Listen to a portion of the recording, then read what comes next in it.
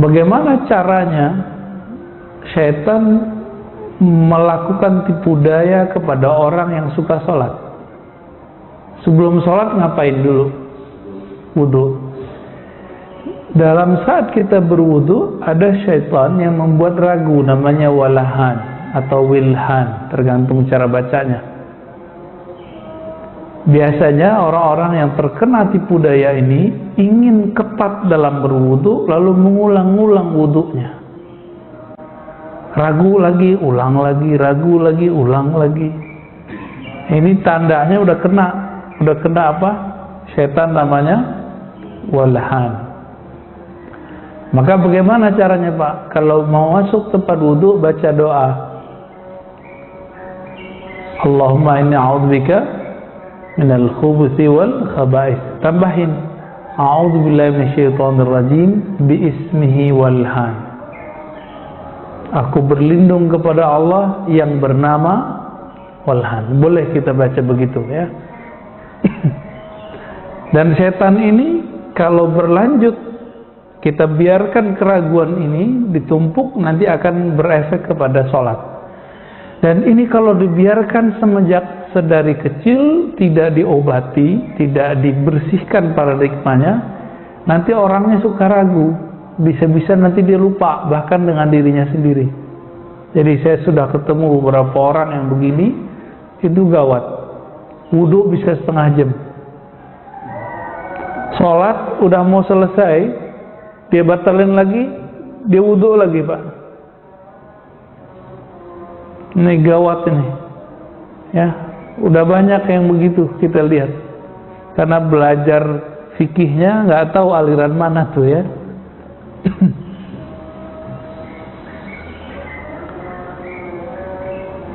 Maka beliau mengatakan firqatun ghalaba 'alaiha al-waswasah fi niyati shalah. Berikutnya, pernah lihat nggak orang takbir berkali-kali? Kiai loh, Pak. Allah, Pak. Kita udah mau apa namanya? Jadi dia sholatnya sir. Nah, ini kejadian di pesantren. Banyak pesantren begini. Dia jadi imam, ini repotnya.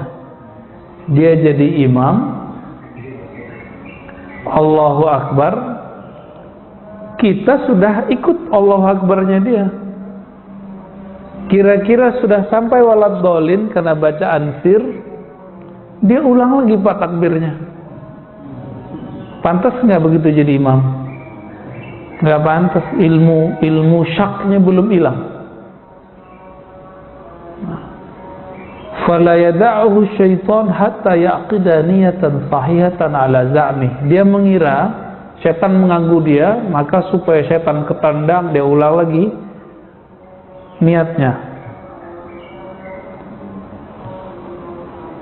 Diulang lagi niat, kan niat bareng dengan takbir bagi sebagian ulama. Waqad yuwaswisuna fit takbir hatta qad yughayyiruna sighat at-takbir. Saking ingin membaguskan takbir, itu takbirnya berubah bunyinya. Coba gimana kalau takbirnya? Kalau takbir biasa gimana? Allahu Akbar. Ini pengen bener. Allahu Akbar. Ada orang begitu? Saya sering dengar begitu, Pak. Dan lucunya kok di pesantren lagi gitu. Kok di pesantren? Karena ternyata ada cara mengajarkan fikih dengan tidak benar. Jadi Allah aja sudah berubah bunyinya. Lisyiddatil ihtiyat fihi ala zamihim, karena mereka mengatakan inilah yang disebut ketat. Ya. Yaf'aluna dzalika fi awwil shalah, tsumma yaghfuluna fi jami'is shalah. Awal-awal masuk sholat kayaknya mau khusyuk berulang kali. Kalau udah masuk takbir, lalai lagi kolbunya. Fala yahduruna qulubahum.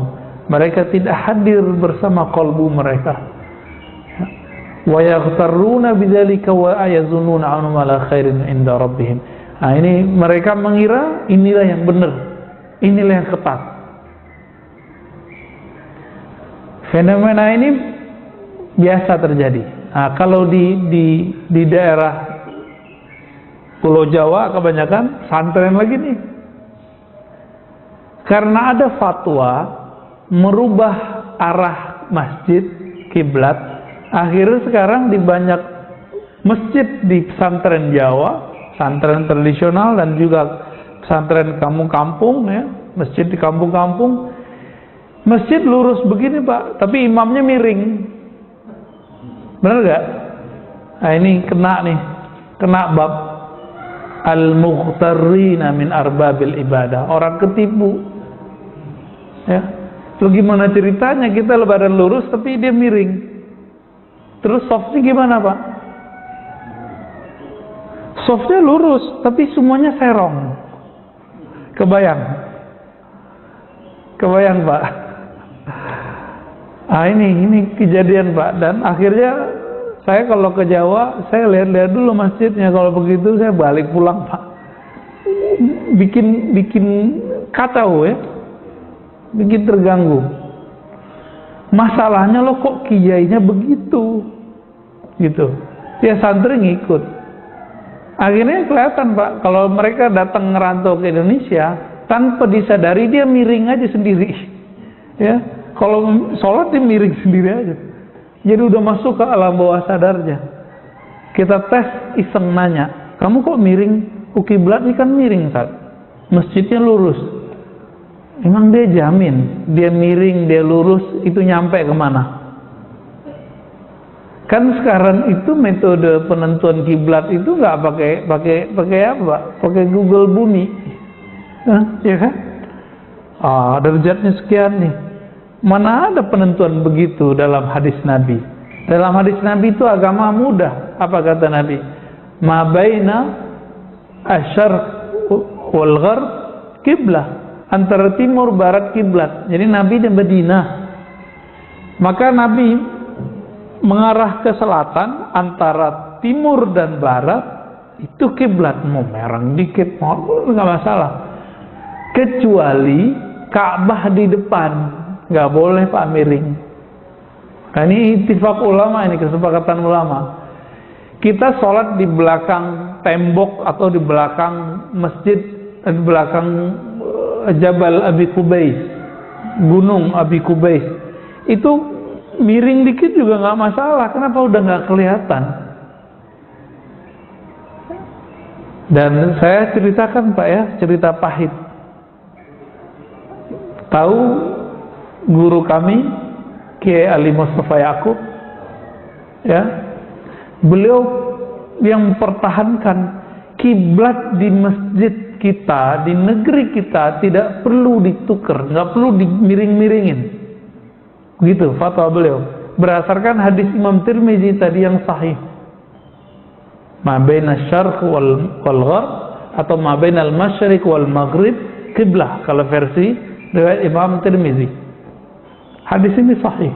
Antara timur dan barat itu kiblat. Kalau kita apa? Antara utara dan barat, antara utara dan selatan, berarti itu kiblat. Ini nggak tahu, ini udah habis dimiring-miringin kali Pak ya? nggak ngeliat kita ya. Akhirnya beliau pernah menginisiasi dan berhasillah tercipta fatwa tidak perlu berubah arah kiblat. Apa yang terjadi? Di belakang ini ternyata ada yang gerilya buat proyek perubahan kiblat. Orang-orang MUI juga ya. Teman-teman saya waktu itu ada yang ikut juga dalam proyek-proyek itu ya. Saya nggak tahu proyeknya proyek fulus apa proyek idealis, saya nggak ngerti ya, itu urusan mereka. Ditunggulah saat Kiai Ali Mustafa tidak di Jakarta. Kiai Ali Mustafa waktu itu mengantarkan adik-adik kelas saya berdakwah di Papua, di Raja Ampat. Di situ sinyal susah tahun 2010. Ketika beliau ke sana 10 hari, di saat itulah ditikung Pak. Beliau orang wakil komisi fatwa, nggak tahu ada undangan ijtima fatwa, ijtima komisi fatwa, nggak tahu. nggak dikasih tahu, lalu kemudian ada fatwa baru, nggak dikasih tahu. Begitu modelnya di MUI itu sekarang, ya. Maka semenjak saat itu saya agak, tadinya sebelum 2004 saya nggak percaya dengan MUI, Pak. Ketika berguru dengan Kiai Mustafa Yakub mulai ada kepercayaan, trust. 2004 sampai 2010. 2010 kita duduk-duduk di depan masjid, beliau sangat humble sekali. Kita tanya, ya Sidi, lima taraktum majelis ulama Indonesia, kenapa engkau udah nggak di MUI lagi, kira-kira begitu. Dijawab kayak tadi, saya lagi nganter adik-adik kelasmu berdakwah ke Papua, di saat itu ditikung. Ya, itu kejadian, Pak. Tapi ya semoga sekali itu aja, ya. Ya berikut-berikut semoga MUI konsisten lagi lah, ya, idealis lagi. Saklek juga, sama-sama sakleknya sih sebenarnya.